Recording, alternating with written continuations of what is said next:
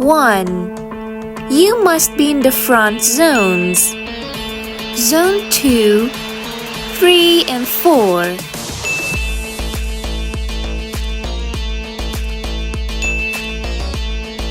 2. You have to get yourself under the ball. 3. Jump up.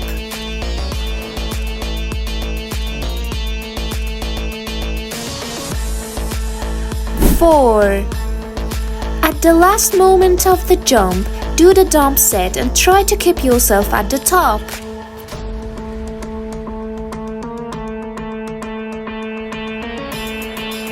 5. Move the left hand towards the opponent's court.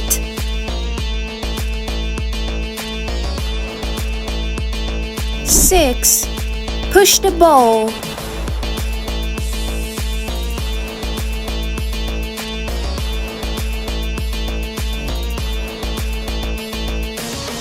7. Keep the right hand up as if doing a set. 8. Do dump set before reaching the ball.